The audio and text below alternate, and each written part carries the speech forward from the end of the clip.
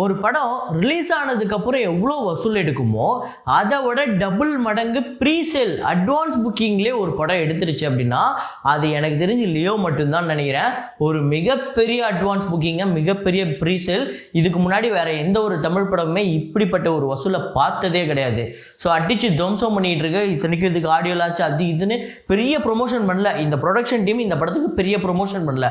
அது ஒரு பெரிய மைனஸ்ன்னு நம்ம பார்க்கப்பட்டது. ஆனால் அதெல்லாம் அடிச்சு துவம்சம் பண்ணி பெரிய புக்கிங் இந்த படத்துக்கு வந்திருக்கு. ஸோ எவ்வளோ வந்திருக்கு அப்படிங்கிறத இந்த வீடியோவில் பார்ப்போம். ஓவர்சீஸில் ஒரு மிகப்பெரிய நம்பரு, அதே மாதிரி இந்தியாவில், தமிழ்நாட்டில், கர்நாடகா, கேரளான்னு சொல்லிட்டு எல்லா இடத்துலையுமே மிகப்பெரிய நம்பரை கலெக்ட் பண்ணியிருக்கு. எல்லாத்தையுமே இந்த வீடியோவில் ரொம்ப தெளிவாக பார்க்க போகிறோம். இது இல்லாமல் ஓப்பனிங் வீக்கெண்டில் 125 கோடி கிட்ட இந்த படம் வந்து வசூல் பண்ணியிருக்கு. அதையுமே இந்த வீடியோவில் தெளிவாக பார்க்க போகிறோம். இது இல்லாமல் இன்னும் சில படங்களோட வசூலையும் பார்க்க போகிறோம். ஸோ இது மட்டும் இல்லாமல் தமிழ் சினிமாவோட இன்னொரு முக்கியமான படம் பராசக்தி. அந்த படம் வந்து இன்னைக்கு இதே டேட்டில் தான் ரிலீஸ் ஆகிருக்கு. ஸோ அந்த படத்தோட பட்ஜெட் என்ன, வசூல் என்ன, ஷேர் என்ன அப்படிங்கிறத இந்த வீடியோவில் பார்ப்போம். ஸோ வீடியோக்குள்ள போகிறதுக்கு முன்னாடி நம்ம சேனலை நீங்கள் சப்ஸ்கிரைப் பண்ணல அப்படின்னா பண்ணிவிடுங்க. பக்கத்தில் இருக்க பெல் ஐக்கனோட ப்ரெஸ் பண்ணிவிடுங்க. வாங்க வீடியோக்குள்ளே போகலாம். நேற்று வீடியோவில் நான் ஒரு ஃப்ரேம் ஒன்று வச்சுருந்தேன். அதை நிறைய பேர் கரெக்டாக கெஸ் பண்ணியிருந்தீங்க. அது என்ன ஃப்ரேம், என்ன படம் அப்படிங்கிறத இப்போ பார்த்துட்டு வாங்க.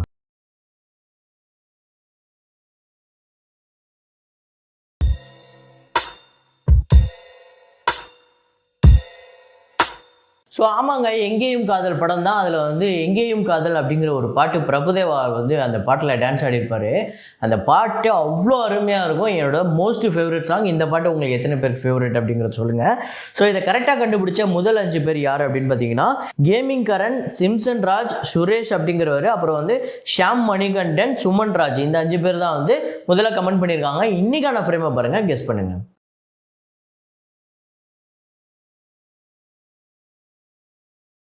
நீங்கள் எத்தனை பேர் லியோ படத்துக்கு புக் பண்ணும்போது அந்த தேட்ரு, அந்த சினிமா வந்து ஏதோ வந்து எரர் காட்டுது அப்படின்னு சொல்லிட்டு நீங்கள் பார்க்கும்போது க்ரீனாக இருக்கும்போது நீங்கள் புக் பண்ணும்போது எரராக மாறி அதுக்கப்புறம் அது ஃபுல்லான மாதிரி உங்கள் எத்தனை பேருக்கு வந்தது அப்படின்னு சொல்லுங்கள். ஸோ எனக்கு அந்த மாதிரி ஒரு இஷ்யூவை நான் வந்து ஃபேஸ் பண்ணேன். ஸோ இப்போ நம்ம வசூலுக்குள்ளே போயிடலாம். ஃபக்ரே 3 அந்த படத்தோட Day 19 கலெக்ஷன் இந்தியா முழுக்க 54 லட்சம் வந்து வசூல் பண்ணியிருக்கு. வேர்ல்டு வைடு 59 லட்சம் நேற்று 19வது நாள். ஸோ இந்தியா முழுக்க இந்த படம் 103 கோடியே 83 லட்சம், வேர்ல்டு வைடு 119 கோடியே 44 லட்சம் இந்த படம் வந்து வசூல் பண்ணியிருக்கு. இந்த படம் ஒரு சூப்பர் டூப்பர் ஹிட்டு. அதே மாதிரி கண்ணூர் ஸ்குவாட் அந்த படத்தோட Day 19 கலெக்ஷன் கேரளாவில் 24 லட்சம், வேர்ல்டு வைடு 36 லட்சம் வந்து வசூல் பண்ணியிருக்கு. கேரளாவில் 37 கோடியே 67 லட்சமும், வேர்ல்டு வைடு 71 கோடியே 10 லட்சம். ஸோ இந்த படத்தோட வசூல் 100 கோடி வருமா அப்படின்னு நம்ம யோசித்தோம். ஆனால் இந்த படத்தோட பட்ஜெட்டுங்கிறது ரொம்ப கம்மி. இந்த வசூலுங்கிறதே இந்த பட்ஜெட்டுக்கு இது ஒரு black Bastar, biggest black Bastar. So ஆனால் 100 கோடி வருமா அப்படிங்கிறது டவுட்டு தான். ஜவான் அந்த படத்தோட Day 40 கலெக்ஷன் இந்தியா முழுக்க 59 லட்சம், வேர்ல்டு வைடு 72 லட்சம். ஸோ இந்தியா முழுக்க இந்த படம் 768 கோடியே 56 லட்சமும், வேர்ல்டு வைடு 1129 கோடியே 78 லட்சம் வந்து வசூல் பண்ணியிருக்கு. ஸோ இந்த படம் ஒரு பிக்கஸ்ட் பிளாக் பஸ்டர் இந்த இயர். ஸோ இந்த வருஷத்தோட ஒரு பெரிய ஹிட்டு. சித்தா அந்த படத்தோட Day 19 கலெக்ஷன் தமிழ்நாட்டில் 17 லட்சம், வேர்ல்டு வைடு 21 லட்சம். ஸோ தமிழ்நாட்டில் இது வரையும் 15 கோடியே 26 லட்சமும், வேர்ல்டு வைடு 22 கோடியே 76 லட்சம் வந்து வசூல் பண்ணியிருக்கு. ஒரு பெரிய வசூல், பெரிய ஹிட்டு. இருகப்பற்று அந்த படத்தோட Day 11 கலெக்ஷன் தமிழ்நாட்டில் 28 லட்சமும், வேர்ல்டு வைடு 32 லட்சமும் வந்து வசூல் பண்ணியிருக்கு. தமிழ்நாட்டில் 5 கோடியே 81 லட்சமும், வேர்ல்டு வைடு 6 கோடியே 43 லட்சம். ஸோ இந்த படம் ஒரு பிலோ ஆவரேஜ் மூவியாக தான் இதுவரையுமே இருக்குது. ஸோ ஒரு பிலோ ஆவரேஜ்னு கூட சொல்ல முடியாது, ஒரு நஷ்டமான திரைப்படம் தான். ரத்தம் அந்த படத்தோட Day 11 கலெக்ஷன் தமிழ்நாட்டில் 14 லட்சமும், வேர்ல்டு வைடு 15 லட்சம். தமிழ்நாட்டில் 4 கோடியே 46 லட்சமும், வேர்ல்டு வைடு 5 கோடி இந்த படம் வந்து வசூல் பண்ணியிருக்கு. இந்த படத்தோட பட்ஜெட் 8 கோடி. இந்த படமே ஒரு ஃப்ளாப்பான மூவியாக தான் அமைஞ்சிருக்கு. அதுக்கடுத்ததான் லியோ படத்தோட overseas advance sale Day 1 collection யூஎஸ்ஏல ப்ரீமியர் ப்ளஸ் Day 1 சேர்த்து $1.48 மில்லியன். இது வந்து 12 கோடியே 31 லட்சம். கனடாவில் $352K. இது வந்து 2 கோடியே 93 லட்சம். யூகேல 350K பவுண்ட்ஸ் வந்து கலெக்ட் பண்ணியிருக்கு. இது வந்து 3 கோடியே 57 லட்சம். சிங்கப்பூரில் $500K சிங்கப்பூர் டாலர் வந்து கலெக்ட் பண்ணியிருக்கு. இது வந்து 3 கோடியே 3 லட்சம். மலேசியாவில் 1.54 மில்லியன் மலேசியன் ரிங்கிட் வந்து கலெக்ட் பண்ணியிருக்கு. இது வந்து 2 கோடியே 70 லட்சம். ஆஸ்திரேலியாவில் $292K ஆஸ்திரேலியன் டாலர் வந்து கலெக்ட் பண்ணியிருக்கு. இது வந்து 1 கோடியே 55 லட்சம். கல்ஃப் கண்ட்ரீஸில் $1.29 மில்லியன் வந்து கலெக்ட் பண்ணியிருக்கு. இது வந்து 10,74,00,000. ஸ்ரீலங்காவில் வந்து ஒரு பெரிய நம்பரை வந்து கலெக்ட் பண்ணியிருக்கு. 2,10,00,000 ஸ்ரீலங்கன் ரூபி. இதை நம்ம ஊருக்கு கன்வெர்ட் பண்ணால் 54,00,000 வருது. ஆக்சுவலாக ஸ்ரீலங்காவை பொறுத்தவரையும் இது டே 1 ஒரு மிகப்பெரிய வசூல். டே 1 நம்ம இங்கே ஒரு 50 கோடி வந்து தமிழ்நாட்டில் வசூல் பண்ணிச்சுன்னா எப்படி பார்ப்போம், அந்த மாதிரி ஒரு வசூலை அட்வான்ஸ் புக்கிங்லேயே வந்து இந்த படம் வந்து கலெக்ட் பண்ணியிருக்கு ஸ்ரீலங்காவில்.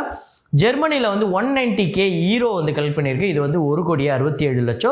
இது இல்லாமல் மற்ற நாடுகள்லாம் சேர்த்து ரெஸ்ட் ஆஃப் வேர்ல்டில் $360K இது வந்து 2,99,00,000. ஸோ டோட்டலாக $4.76 மில்லியன் இது வரையும் 2 நாளைக்கு முன்னாடியே ரிலீஸ்க்கு 2 நாளைக்கு முன்னாடியே 42,07,00,000 ஓவர்சீஸில் மட்டும் டே 1க்கு கலெக்ட் பண்ணியிருக்கு. ஸோ நான் சொல்கிறது டே 2 டே 3 எல்லாம் சேர்க்கல, டே 1க்கான கலெக்ஷன் மட்டும்தான் இது.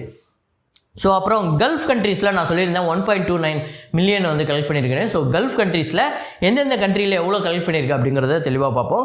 UAEயில் பார்த்திங்க அப்படின்னா $842K இது வந்து 7 கோடி. சவுதியில் பார்த்திங்க அப்படின்னா $149K இது வந்து 1,24,00,000. ஒமன் அந்த நாட்டில் பார்த்திங்க அப்படின்னா $54K இது வந்து 44,00,000. பஹ்ரைனில் பார்த்திங்க அப்படின்னா $38K இது வந்து 31,00,000. கத்தாரில் பார்த்திங்க அப்படின்னா $207K இது வந்து 1,72,00,000. ஸோ டோட்டலாக கல்ஃப் கண்ட்ரீஸில் $1.29 மில்லியன் இது வந்து 10,74,00,000 வந்து வசூல் பண்ணியிருக்கு. ஒரு மிகப்பெரிய வசூல். ஸோ எனக்கு தெரிஞ்சு இந்த படம் வந்து ஓப்பனிங் வந்து ஓவர்சீஸ்லேயே ஓப்பனிங் 60 கோடி வருமோ அப்படின்னு. ஏன்னா நம்ம இதுக்கு முன்னாடி கூட 50 கோடி சொல்லியிருந்தோம். இப்போ எனக்கு தெரிஞ்சு 60 கோடி வரதுக்கான பாசிபிள் இருக்குது. அப்புறம் லியோ அட்வான்ஸில் இந்தியா கலெக்ஷன் டே 1க்கான கலெக்ஷன் தமிழ்நாட்டில் வந்து 13,45,00,000, ஆந்திரா தெலுங்கானாவில் 4,45,00,000, கர்நாடகாவில் 9,98,00,000, கேரளாவில் 8,04,00,000, ரெஸ்ட் ஆஃப் இந்தியாவில் 1 கோடி. டோட்டலாக இந்த படம் இந்தியாவில் மட்டும் 36,92,00,000 டே 1க்கான கலெக்ஷன். ஸோ டே 1 மட்டும் இது வரையும் இந்தியாவில் 36,92,00,000, ஓவர்சீஸில் 42,07,00,000, வேர்ல்டு வைடு 78,99,00,000 வந்து வசூல் பண்ணியிருக்கு. அதாவது இந்த படம் ரிலீஸ் ஆகிறதுக்கு இன்னும் 2 நாள் இருக்குது. தான் இன்றைக்கி நாளை கழிச்சு இந்த படம் ரிலீஸு. ஆனால் இப்போவே இந்த படம் 79 கோடி கிட்ட வேர்ல்டு வைடு டே 1க்கான கலெக்ஷனை எடுத்துடுச்சு. அப்போ நீங்களே கனெக்ட் பண்ணி பாருங்கள் டே 1 எவ்வளோ வரப்போகுது அப்படிங்கிறத. ஸோ அதுக்கடுத்து தான் Leo weekend. So world wide weekend வந்து எவ்வளோ வந்து கலெக்ட் பண்ணியிருக்கு அப்படின்னு பார்ப்போம். ஸோ தமிழ்நாட்டில் இப்போவும் சொல்கிறேன், முக்கியமான தேட்டரு எதுவுமே வந்து ஓப்பன் பண்ணப்படலை. ஸோ PVR ஓப்பன் பண்ணிட்டாங்க, ஐநாக்ஸ் ஓப்பன் பண்ணிட்டாங்க. அது கூட இப்போ தான் நான் இந்த ஷூட் பண்ணுறதுக்கு கொஞ்சம் 1 மணி நேரம் 2 மணி நேரத்துக்கு முன்னாடி தான் அதுவும் வந்துச்சு. ஆனால் ஒரு டிக்கெட்டும் கிடைக்கலங்க. அதே மாதிரி மாயாஜால், அப்புறம் இங்கே கூட வெற்றி தேட்டர், அது மாதிரி இன்னும் நிறைய தேட்டர் வந்து பேச்சுவார்த்தையில் போயிட்டுருக்கு. அதை பற்றி பேசுவோம். ஆனால் அதுக்கு முன்னாடியே வீக்கெண்டு ப்ரீசேல் பார்த்திங்க அப்படின்னா தமிழ்நாட்டில் 31 கோடி, இந்தியாவில் வந்து 59 கோடி, ஓவர்சீஸில் 66 கோடி. ஸோ டோட்டலாக வேர்ல்டு வைடு வீக்கெண்டில் மட்டுமே 125 crore 125 கோடி இந்த படம் வந்து ஆல்ரெடி இந்த படம் கலெக்ட் பண்ணிடுச்சு. ஸோ இந்த படத்துக்கு என்ன பிரச்சனைங்க, ஏன் வந்து ஒவ்வொரு தேட்டர்லேயும் வந்து இவ்வளோ லேட் ஆகுது அப்படின்னா ஆக்சுவலாக 2 காரணம் சொல்கிறாங்க. ஒன்று வந்து இந்த ரிலீஸ் டைமிங்கு. ஏன்னா டே 1 வந்து 7 மணி கொடுக்க போகிறாங்களா இல்லை 4 மணி கொடுக்க போகிறாங்களா, இல்லை அதெல்லாம் கிடையாது, நீங்கள் 9 மணிலேருந்து தான் ஷோவே போடணும்னு சொல்ல போகிறாங்களா அப்படிங்கிறது அதில் ஒரு கன்ஃபியூஷன். அது மாறி மாறி கோர்ட்டுக்கு போய் அது நீங்கள் மறுபடியும் தமிழ்நாடு கவர்மெண்ட்டுக்கிட்டே கேளுங்க. ஸோ அந்த கன்ஃபியூஷன் ஒரு பக்கம் இருந்தது. ஸோ அது கூட இன்றைக்கி முடிஞ்சதுக்கப்புறம் நிறையா தேட்டரில் ஓப்பன் பண்ணி விட்டாங்க. இது இல்லாமல் ப்ரொடியூசர் சைடில் இருந்து இன்னொன்று சொல்கிறாங்க. ஸோ இது வந்து 100% கன்ஃபார்மாக உண்மையானு தெரில, இருந்தாலும் இது ஒரு ரூமராக நம்ம எடுத்துக்கலாம். இது என்ன சொல்கிறாங்கன்னா, ப்ரொடியூசர் சைட்லேருந்து 75% வந்து ஷேர் கொடுக்கணும் அப்படின்னு கேட்குறாங்களாம். அதாவது உதாரணத்துக்கு இப்போ நம்ம ஒரு படத்துக்கு ஷேர் சொல்கிறோம்ல, அதெல்லாம் பார்த்தீங்க அப்படின்னா ஒரு படம் வந்து 100 கோடி வசூலாயிருக்கு அப்படின்னா ஒரு 54லேருந்து 55 56 கோடி கூட ஷேர் வரும். ஆனால் அவ்வளோதான் கொடுக்க முடியும். ஏன்னா அங்கே தேட்டர்லேருந்து அதுக்கு டேக்ஸ் அது இதுன்னு எக்கச்சக்கமாக போயிடும். இது இல்லாமையே ப்ரொடியூசர் வந்து 75% வந்து ஷேர் கேட்குற மாதிரி சொல்கிறாங்க. ஸோ அதனால தான் இந்த பெரிய பெரிய தேட்டர்லாம் நிப்பாட்டி வச்சுருக்கதா சொல்கிறாங்க. ஸோ அந்த ப்ராப்ளமும் இன்றைக்குள்ளே முடிஞ்சிடும்.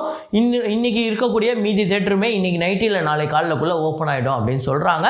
ஸோ அதுவும் ஓப்பன் ஆச்சு அப்படின்னா தமிழ்நாட்டில் ஓப்பனிங் வந்து ஒரு மிகப்பெரிய கலெக்ஷன் எடுக்க போகுது. ஸோ ஆனால் இந்த பிரச்சனை என்னென்னா 9 மணிலேருந்து ஆரம்பித்து அந்த நைட்டு 1:30 மணி அவங்க டைம் கொடுத்துருக்காங்களா, அதுக்குள்ளே ஒரு 5 ஷோ போடவே முடியாது அப்படின்னு சொல்கிறாங்க.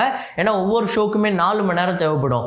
ஏன்னா 2.5 மணி நேரம் 2.25 மணி நேரம் படம்னா உள்ளே வரதுக்கும் வெளியே போகிறதுக்கும் கண்டிப்பாக ஒரு அரை மணி நேரம் தேவைப்படும்.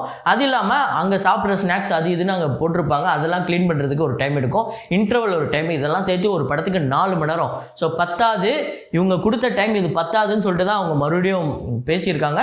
ஸோ இது எப்படின்னு தெரில. ஆனால் இப்போதைக்கு எல்லா தேட்டர்லையும் 9 மணி ஷோவில் தான் ஆரம்பிச்சிருக்கு. நீங்கள் எத்தனை மணிக்கு புக் பண்ணியிருக்கீங்க அப்படிங்கிறத கமெண்ட்டில் போடுங்க. அதுக்கடுத்து தான் நான் சொல்லியிருந்தேன் பராசக்தி அந்த படத்தோட வசூலை சொல்கிறேன்னு சொல்லிட்டு 1952ஆம் ஆண்டு வந்து ஒரு மிகப்பெரிய விஷயம் பண்ண ஒரு படம். அதுவும் இல்லாமல் கலைஞர் அவர்களோட எழுத்தில் வசனத்தில் இந்த படம் வந்து வேறு லெவலில் இருக்கும். அந்த டைலாக்லாம் உதாரணத்துக்கு உங்கள் வீட்டில் ஏதாவது ஒரு சின்ன பசங்க 2K கிட்ஸ் அந்த மாதிரி யாராவது இருக்காங்க, அவங்க பழைய படங்கள்லாம் பார்க்க மாட்டாங்க. உதாரணத்துக்கு ஏதாவது நீங்கள் ஏதாவது ஒரு சாமி படமோ இல்லை ஏதாவது ஒரு ராஜா காலத்து படமோ ஒரு படம் போட்டிங்கன்னா, மன்னர் படமோ போட்டிங்கன்னா பார்க்க மாட்டாங்க. ஏன்னா அந்த அந்த அந்த இது வந்து நம்மளோட ஒட்டாது. இதுவே நம்ம சமுதாயத்தில் நடக்கிற ஒரு விஷயம். ஏன்னா அந்த காலகட்டத்தில் 1950s 1960ஸ்லாம் முக்கால்வாசி மன்னர் படங்கள், சாமி படங்கள் அந்த மாதிரி தான், ஏதாவது ஒரு புராண கதைகள் அப்படி தான் படம் வந்துருந்தது. எனக்கு தெரிஞ்சு இதுதான் முதல் சமுதாய திரைப்படம்னு நினைக்கிறேன். ஸோ அந்த கோட் சீன் ஒன்று இருக்கும், அதை நீங்கள் போட்டு காமிச்சிங்கன்னா மேபி அவங்களுக்கு அந்த போர்லாம் அடிக்காது. இந்த வசனங்கள்லாம் அவ்வளோ கிரிப்பிங்காக அவ்வளோ சூப்பராக இருக்கும். இன்றைக்கி காலகட்டத்து பசங்க கூட அதை என்ஜாய் பண்ணுற மாதிரி தான் இருக்கும்னு நான் நினைக்கிறேன். நீங்கள் சிவாஜி, நடிகர் திலகம் சிவாஜி கணேசன் அவர்கள் எப்படிப்பட்ட ஒரு லெஜெண்டு, அவர் எப்படிப்பட்ட ஒரு நடிகர் அப்படின்னு நீங்கள் உங்கள் பசங்க கிட்ட 2K கிட்ஸ் கிட்ட நீங்கள் ப்ரூவ் பண்ணணும்னு நினச்சிங்கன்னா இந்த படத்தில் இருக்க காட்சியை போட்டு காட்டலாம். அந்தளவுக்கு இருக்கும். இந்த படத்தோட பட்ஜெட் 5 லட்சம். டோட்டலாக வந்து இந்த படம் வந்து கலெக்ட் பண்ணது 45 லட்சம். ஷேர் பார்த்திங்க அப்படின்னா 28 லட்சம். இதை வந்து இன்றைக்கி காலகட்டத்துக்கு, அதாவது மணியை வச்சு இன்ஃப்ளேட் பண்ணால் இந்த காலகட்டத்துக்கு 60 கோடி வருது. ஆனால் டிக்கெட் ப்ரைஸ் எல்லாம் வச்சு இன்ஃப்ளேட் பண்ணால் பெரிய கலெக்ஷன் எடுக்கும், ஒரு 300 கோடி கிட்டே இந்த படம் வரும். ஸோ இந்த படம் ஒரு பிக்கெஸ்ட் பிளாக் பஸ்டர். இந்த படம் உங்களுக்கு எத்தனை பேர் ஃபேவரட், எத்தனை பேர் பார்த்துருக்கீங்க அப்படிங்கிறத கமெண்ட்டில் போடுங்க. ஸோ இதே மாதிரி ஒரு வீடியோவில் இதே மாதிரி ஒரு கலெக்ஷன் ரிப்போர்ட்டில் மீண்டும் நான் உங்களை சந்திக்கிறேன். Signing off Rahman.